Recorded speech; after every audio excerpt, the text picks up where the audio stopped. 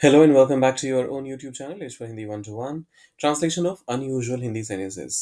बेहतर हिंदी समझ इंग्लिश समझने के लिए आपको और साथ में बोल पाने के लिए भी इस तरह के जितने भी फ्रेजेस होते हैं, जितने भी ये अनयूजुअल हिंदी सेंटेंसेस होते हैं, उनकी समझ रखना बेहद ज़रूरी है। तो 8 स्टेटमेंट्स हैं, उन सबको करेंगे फटाफट से ट्रांसलेट।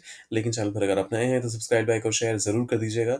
आपको पता है कि हम जैसे नए क्रिएटर्स को ये कितना इनकरेज करता है। आपके लिए तो फ्री है, लेकिन हमारे लिए हमारा फ्यूल है, हमें यही प्रोत्साहन देता है और उत्साहित करता है हर दिन आपके लिए कुछ नया लेकर आने के लिए। आइए करते हैं शुरुआत। उसने बात को दिल पर ले लिया। देखिए, जब कभी भी कुछ भी दिल पर लेने की बात आए तो आप कहते हैं टेक समथिंग टू हार्ट। और ये ध्यान रखिएगा, इसे हार्ट पढ़ते हैं, हर्ट नहीं। हर्ट का मतलब होता है चोट लगना, जिसे आप HURT कहते हैं। ये मानसिक रूप से जब कोई परेशान होता है या दुखी होता है, जब कभी किसी को दिल पर चोट लगती है तो उसके लिए केस के में आप हर्ट का इस्तेमाल करते हैं। या फिर फिजिकली भी अगर किसी को चोट लगती है तब भी आप हर्ट वर्ड का इस्तेमाल करते हैं। लेकिन ये वाला जो है वो हार्ट है। तो इसको ट्रांसलेट कैसे करेंगे? उसने बात को दिल पर ले लिया।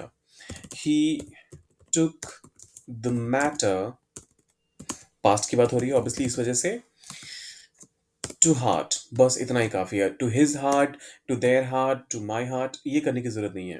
ही took the matter to heart. तो ये हो गया हमारा पहला स्टेटमेंट। अब देखिए, ये सब हवाई बातें हैं।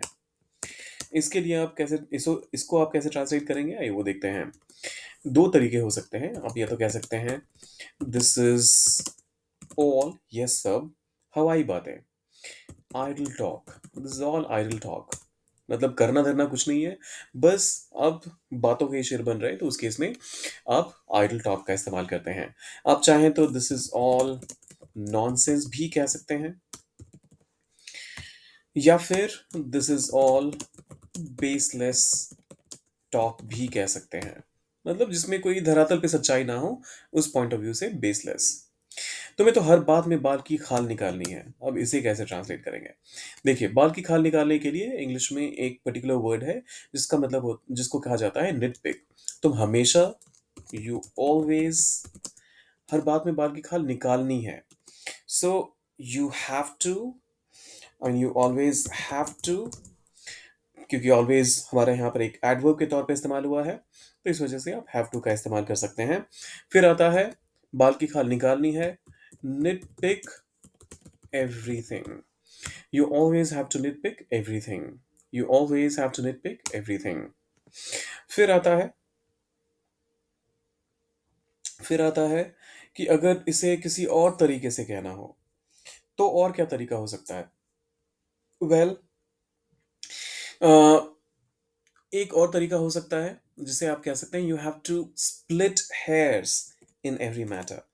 अब ये देखिए, you have to split hairs. ये ध्यान रखिएगा, हेयर का वैसे प्लूरल होता नहीं है, लेकिन ये अपने आप में एक इडियोमेटिक एक्सप्रेशन है जो एज इट इज ही लिखा जाता है, जिसकी वजह से हम यहाँ पर स्प्लिट हेयर्स का इस्तेमाल कर रहे हैं।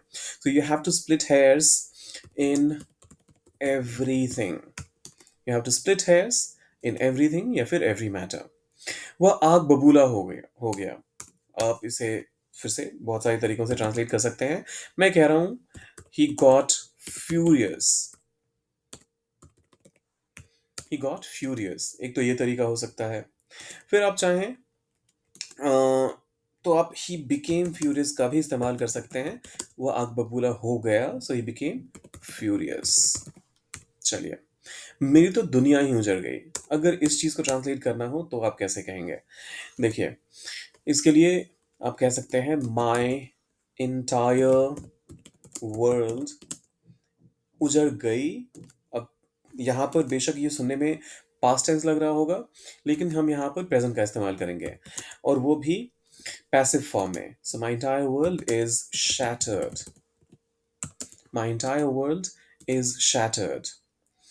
आप चाहें तो इसके बदले डिस्ट्रॉयड का भी इस्तेमाल कर सकते हैं। My whole world is destroyed, वो भी तरीका सही है। उसका मतलब भी, यहाँ पर हम इन सारे स्टेटमेंट्स में जो सेंस है सेंटेंस का उसे ट्रांसलेट कर रहे हैं, क्योंकि वर्ड फॉर वर्ड ट्रांसलेशन तो इनका वैसे भी पॉसिबल है नहीं।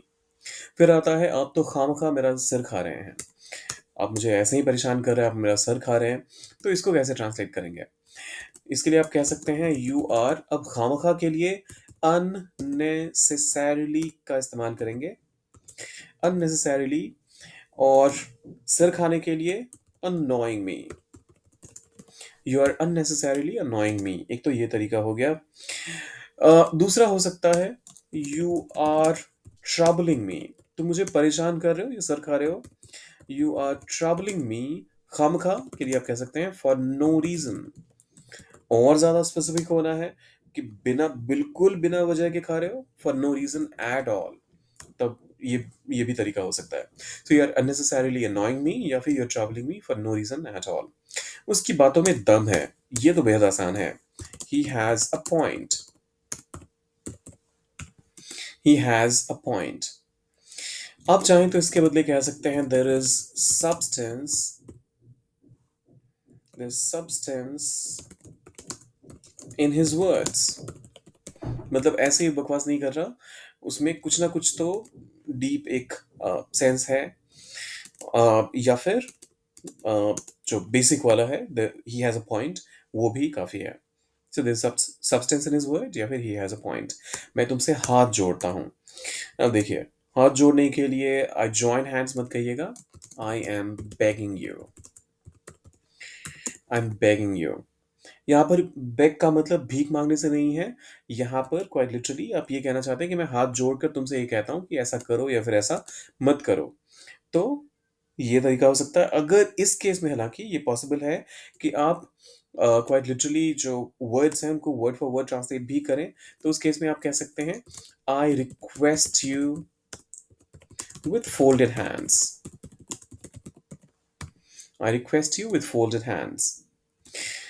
अब वो हर बात को दिल पर ले लेता है। ये दिल पे लेने वाला जो जो पहला स्टेटमेंट था ना, टेक समथिंग टू हार्ट, उसी को इस्तेमाल करके करना है। इसे आपने ट्रांसलेट डालना है कमेंट बॉक्स में। जाने से पहले लाइक शेयर और सब्सक्राइब करके जाना है। एक बार फिर से, वो हर बात को दिल पर ले लेता है, इसे जरूर कमेंट में डालिएगा। मिलते हैं जल्दी।